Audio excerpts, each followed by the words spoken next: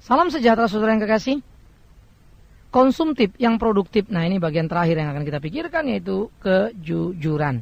Nah, kejujuran ini akan kita bacakan dari Amsal pasal yang ke-11 ayat yang ke-11. Amsal 11 ayat 11. Berkat orang jujur memperkembangkan kota, tetapi mulut orang fasik meruntuhkannya. Nah, kata-kata Amsal atau kata-kata bijak ini menjadi sangat menarik untuk pikirkan bersama-sama. Berkat orang jujur memperkembangkan kota, tetapi mulut orang fasik meruntuhkannya. Saudara-saudara, mencari kejujuran untuk berbicara apa adanya bukan lagi hal yang sederhana. Manusia sudah terlatih untuk berdiplomasi karena kebanyakan mendengar diplomasi daripada para politisi. Begitu ya. Masyarakat semakin pintar memainkan peran bersandiwara karena sudah terlalu banyak menonton telenovela. Kan begitu.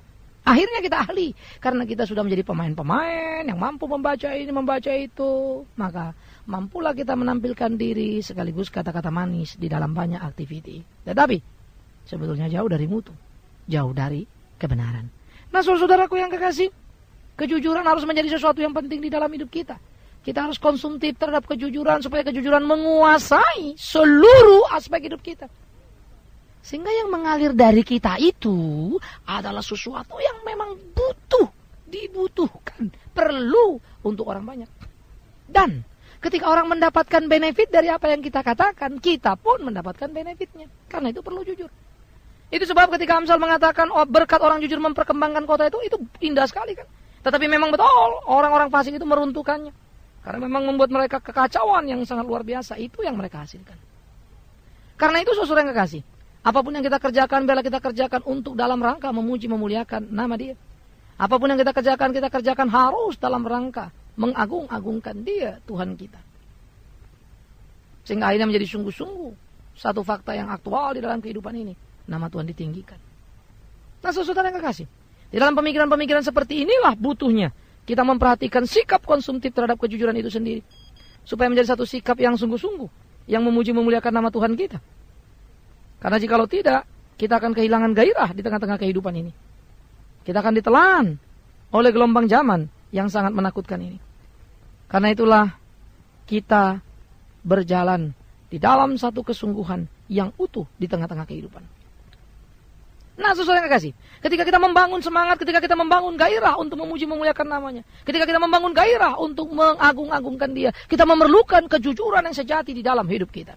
Saya kira hidup sekarang ini sudah seperti saya bilang, akhirnya permainan-permainan yang sangat menyedihkan. Sebagai pendeta, nggak gampang loh saudara, untuk kita tampil apa adanya. Tuntutan jemaat itu macam-macam. Kadang-kadang kalau udah selesai kebaktian, kita nyalam orang. Aduh, saya susah itu kalau jadi orang. Aduh, apa kabar? Misalnya ya, tampil lembut gitu. Habis, bukan tipe saya begitu loh. Saya ini orangnya blus aja gitu kan. Apa saya mesti begitu? Demi menyenangkan hati orang banyak. Katanya modalnya mesti begitu. Ya enggak lah, aku adalah aku ya, seperti aku beginilah.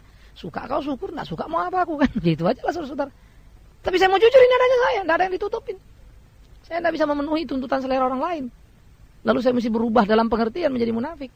Kalau berubah jadi kebaikan, berubah seperti apa yang Tuhan mau, itu kan kerinduan kita. Tapi tipikal atau karakter orang dalam hal ini bukan good or bad-nya, tipikal atau temperamen begitu ya, kan beda-beda. Setiap orang kan punya karakteristik, maka saya jadi saya lah. Saya tak mau jadi orang lain. Atau saya tak mau jadi tuntutan kayak orang lain. Tapi saya mau jadi seperti yang dituntut Tuhan. Itu harus.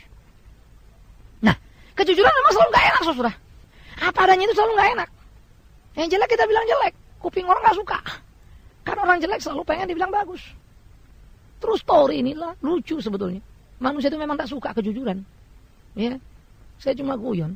Kalau suami istri, suaminya pulang malam, istrinya dari mana Pak? Rapat. Oh iya, senang kan ya? Tapi udah ada masalah dia bilang gini, lo kok nggak terus terang sama gua? Kan begitu. Terus terang dong, kan begitu saudara. Nah, oke. Suami pulang malam, tanya sama istri, Papa dari mana? Habis makan tadi sama siapa? Ada sama teman Papa. Teman mana? Teman wanita. Anda bisa terima? Geger, ribut, berantem. Cowok kan? Gue bilang rapat aman.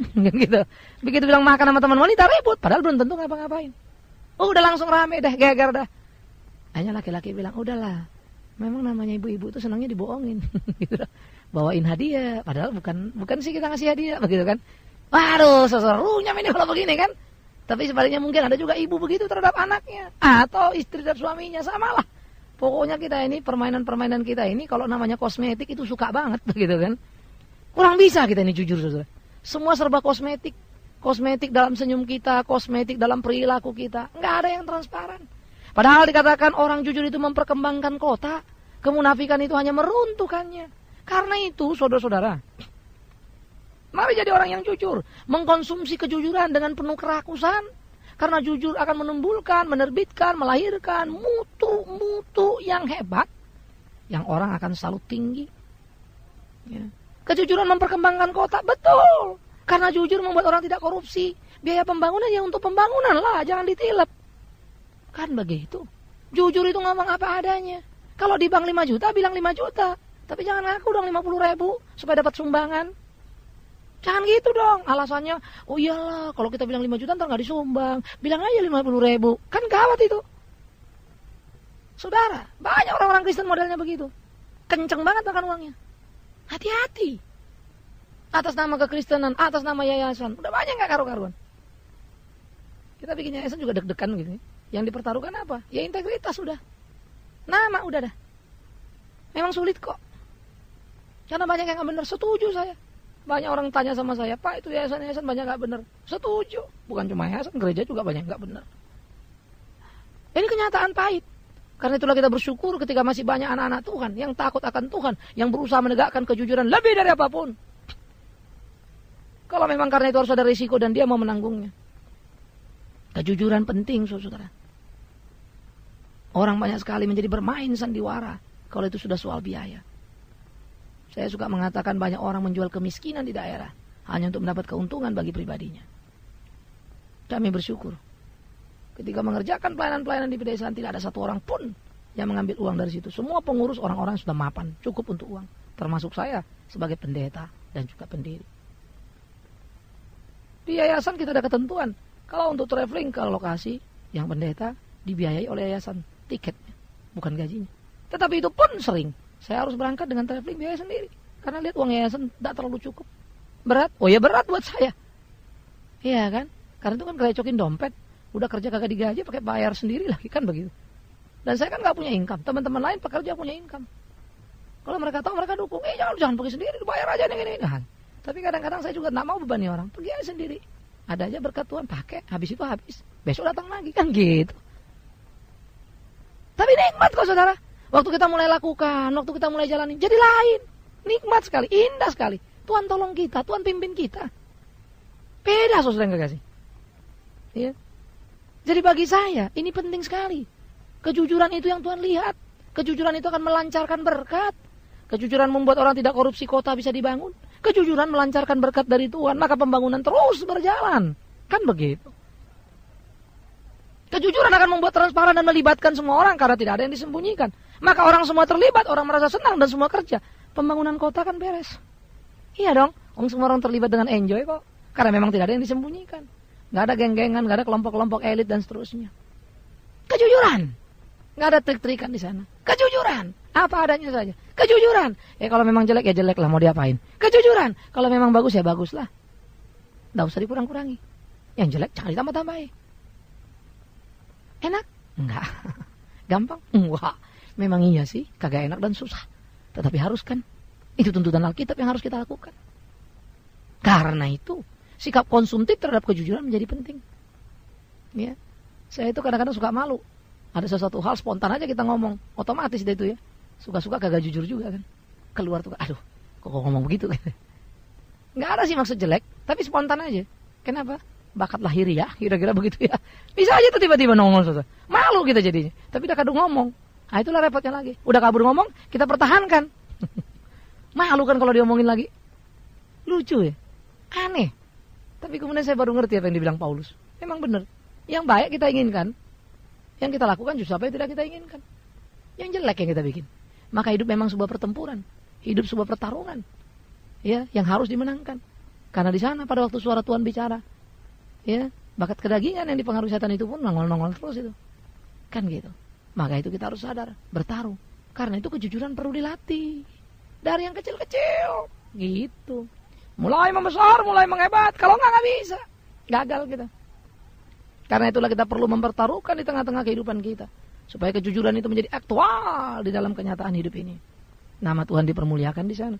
Nah, ini menjadi pertarungan hidup kita, saudara. Jujur itu kelihatannya sederhana. Jujur itu kelihatannya kecil. Tetapi akibat yang ditimbulkannya sangat luar biasa. Pepatah Indonesia bilang begini ya, sekali lancung ke ujian seumur hidup orang tidak percaya. Pentingnya kejujuran. Pentingnya kejujuran. Jadi artinya bangsa kita saja bisa tahu kok kejujuran itu penting. Orang-orang Chinese bilang kalau dagang apa yang paling dimodalkan? Apa modal utama? Kepercayaan. Kejujuran. Penting sekali kejujuran. Modal dagang utama. Tapi berapa banyak orang Kristen tidak jujur? Waduh, repot kita. Banyak. Ya. Sedih, saudara. Lain di mulut, lain di hati. Mulut ngomong haleluya, puji Tuhan, salam Allah Maha Kuasa. Tapi kata-kata tidak bisa dipegang. Sudah rapat resmi pun masih dilanggar. Aneh, tapi nyata. Ya, kadang-kadang tragedi juga saya ketemu sesudah saya pendeta ini. Gendeng nih orang kita bilang begitu. Kesel rasanya. Tapi kemudian pikir-pikir lagi, aduh, susah amat ya jadi orang baik gitu. Karena kesel pun harus kita doakan kan gitu. Padahal jengkel loh ini, enak ini. Ya, duduk lagi. Ngomel-ngomel. Akhirnya ya suka Tuhan lah, urusan Tuhan lah kan gitu. Saudara mulai membayangkan coba sendirilah. Betapa repotnya gitu. Karena seringkali kejujuran tidak mampu dihargai dan tidak diberi tempat oleh banyak orang. Maka orang mulai melakukan kejujuran. Kerja jujur matilah Pak katanya. Kerja jujur gak berhasil lah Pak, gak produktif lah. Siapa bilang sih? Kalau Anda bodoh memang gak berhasil. Orang jujur pada kemampuan diri. Orang jujur menambahi kemampuan diri. Siapa bilang berkatnya susah, hidupnya susah? Tidak, belum lakukan. Lakukan dulu. Jujur itu kan mesti semua kan. Di dalam selara aspek kehidupan. Gak main cuma comot-comot satu kasus aja. Nah oleh karena itulah bagaimana sekarang kita mengkonsumsi kejujuran dan berani mendemonstrasikan itu. Karena itu akan menjadi citra, itu akan menjadi model, itu akan menjadi buah yang langsung dilihat banyak orang. Dan hanya mereka tahu. Kita orang-orang jujur dan mereka tahu. Jujur itu hanya karena Tuhan hidup di dalam hidupnya. Nah saudara yang kekasih, mau kemana saudara lari? Mau kemana saudara pergi? Hidup yang paling betul, hidup yang paling pas, hidup yang paling benar cuma satu. Tunduk kepada apa yang Tuhan katakan. Janganlah kita menjadi orang-orang fasik yang kemudian meruntuhkan pekerjaan Tuhan. Janganlah kemudian kita menjadi orang-orang fasik yang datang dan menjadi batu sandungan. Janganlah kita menjadi orang-orang fasik yang bukan membuka tetapi sebaliknya menutup pintu surga. Jangan sampai Tuhan marah pada kita. Lalu menyingkirkan kita dan berkata, pinggir kau halang-halangi pintu ke surga karena perilakumu. Hati-hati.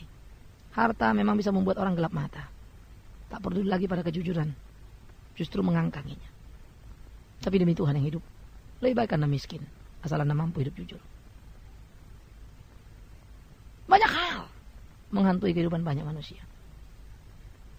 Satu kali kau tidak jujur, ketidakjujuran kedua sudah menanti di depan hatimu dan akan mengalir deras menguasai seluruh hidupmu. Karena itu kau harus mengkonsumsi banyak-banyak kejujuran supaya kau produktif di dalam kejujuran. Muakan sebanyak-banyaknya, telan sebanyak-banyaknya supaya kau tertolong dan aman. Atau kau akan habis terlindas. Oleh karena itulah di tengah-tengah kehidupan dan pergumulan kita, Tuhan harus selalu ditinggikan dan nomor satu. Lebih dari apapun yang bisa kita pikirkan, kita kerjakan, kita lakukan. Oleh karena itulah, kejujuran harus menjadi bagian yang kuat di tengah-tengah kehidupan kita. Di dalam hidup berjemaat. Mari kita belajar jujur dalam kehidupan ini. Jujur terhadap diri sendiri. Siapa kau? Ceritalah apa adanya. Kalaupun ada rahasia yang harus kita simpan, itu bukan dalam rangka tidak jujur. Lain dong ya, memang ada rahasia harus disimpan. Kan kita bisa bilang, maaf, sorry itu rahasia dan saya tidak bisa cerita. Tapi jujur terhadap diri. Lihat siapa kita. Jangan cerita-ceritakan lebih. Jangan ngaku-ngaku anak gubernur. Padahal hanya karena bapak kita kerja di kantor gubernur. Kan begitu. Jangan ngaku-ngaku dan pelantak-pelentek anak orang kaya. Padahal kita anak orang biasa-biasa saja. Pakailah pakaianmu sejauh yang menunjukkan kemampuanmu. Tidak usah kau paksakan pakaian mewah. Hanya untuk menunjukkan kau hebat. Padahal kau tinggal. Rumah pun tak punya. Tak perlu. Oh penampilan kan penting Pak. Bukan, nggak penting. Siapa bilang nggak penting. Anda juga bukan karena kere atau nggak punya rumah lalu pakainya compang-camping. Kan tidak, itu yang saya bilang. Tapi jujur. Jujurnya apa maksudnya Pak? Waktu Anda pakai itu apa yang mau Anda katakan? Itulah masalahnya. Tanpa sadar dengan pakaian pun kita sudah terlatih untuk tidak jujur. Untuk menutup-nutupi keadaan sebenarnya. Tidak penting lah. Harga diri bukan pada pakaian kok. Pada diri kita kan. Jujur terhadap diri. Ya. Senyum kalau memang Anda mampu senyum. Katakan sorry kalau tidak bisa. Jujur terhadap diri. Suka katakan suka, tidak katakan tidak. Kalau itu menjadi kelemahan kita ya kita perbaiki. Tapi paling tidak kita sudah jujur pada diri kita. Kan gitu saudara. Jujur terhadap sesama kita. Ketika kita berkata-kata dengan orang lain. Jujur terhadap sesama kita. Jangan membohong-bohongi. Atas nama Tuhan bawa-bawa lagi begitu kan. Kalimat kita mesti bisa dipegang. Ya dulu teman saya suka bilang gini. Kambing itu talinya dipegang. Orang omongannya. Sekarang banyak orang omongannya gak bisa dipegang. Bukan orang-orang biasa. Pendeta-pendeta pun begitu. Bisnismen Kristen pun begitu. Matilah kita. Omongannya gak bisa dipegang. Hari ini A besok bisa jadi B, hari ini B besok bisa jadi C. Kan gawat. Awas, jangan ada tipu muslihat. Jujur. Itu penting dalam hidup kita. Jujurlah terhadap Tuhan, apalagi Tuhan. Masa Tuhan juga mau kita kadalin begitu ya? Anak muda bilang mau dibohong-bohongin. Gila betul. Tuhan Maha tahu kok mau dibohong-bohongin. Tapi itulah kita. Saking kurang ajarnya, berani kita bohong sama Tuhan. Waktu apa Pak bohong? Waktu doa itu. Udah doa kayaknya hebat banget. Kami ini, kami itu, padahal nggak begitu. Terus malaikat sampai capek teriak di sorga. Alah bohong lo, bohong lo, bohong lo, bohong lo. Begitu saudara. Iya kan?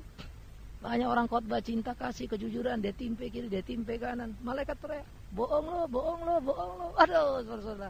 Malu kita lah. Jangan gitulah. Iya. Apa artinya nama? Kalau busuk semuanya. Apa artinya popularitas? Kalau sampah yang datang pada hidup kita. Karena itu perlu kita jujur untuk membedah diri kita. Ya. Kita tak perlu menghakimi orang lain dia jujur apa tidak. Tapi kita perlu membedah dan menghakimi diri sendiri. Kita jujur atau tidak. Setiap orang yang tidak jujur akan berurusan dengan Tuhan. Biarlah mereka berurusan dengan Tuhan. Kita ingatkan mereka. Mereka tidak mau ya silakan. Tetapi kita dan sekali kita yang tahu kebenaran itu mau melakukannya. Mari kita jujur. Kita banyak tidak jujur. Saya banyak ada hal-hal yang tidak jujur. Saya mesti belajar. Tak boleh tidak. Paling tidak saya jujur untuk mengatakan saya tidak jujur. Ya, ngerti maksudnya ya? Nah, saudara mesti belajar untuk terbuka dan apa adanya. Sekali lagi, saya rasa itu tidak enak. Betul kok. Tapi ketika kita bisa mulai melakukannya, makin lama kita makin bebas. Free betul-betul hidup itu. Nggak ada keterikatan karena memang tidak ada yang disembunyikan. Tidak ada yang dimanipulasi kan. Free betul-betul. Indah itu. Kiranya Tuhan menolongmu. Tuhan menolong. Konsumtiflah dalam kejujuran. Rakuslah. Maka kita akan membangun kota. Amin. Kita berdoa. Kami bersyukur untuk apa yang bisa kami pikirkan pada kesempatan ini. Biar Tuhan yang menyempurnakannya dalam kasih Tuhan. Mampukan kami melakukan apa yang menjadi kehendak-Mu. Supaya sungguh-sungguh hidup kami mencerminkan kasih-Mu. Kami mau menyerahkan seluruh pergumulan hidup ini ke dalam tangan-Mu. Di dalam nama Yesus Kristus Tuhan yang hidup. Kami naikkan doa kami dan kami mohon pimpinan Tuhan senantiasa. Terpujilah Tuhan. Amin. Kita telah mendengarkan firman Tuhan yang disampaikan oleh Pendeta Bigman Sirait. Bagi Anda yang merasa diberkati dan ingin menjadi mitra Pama dalam melayani melalui doa, daya, dan dana, silakan menghubungi kami melalui telepon 392 4229 3924229 atau melalui SMS di 0811 991087 0811 991087 atau juga bisa mengikuti website kami di www.tiapama.com www.tiapama.com. Tuhan memberkati.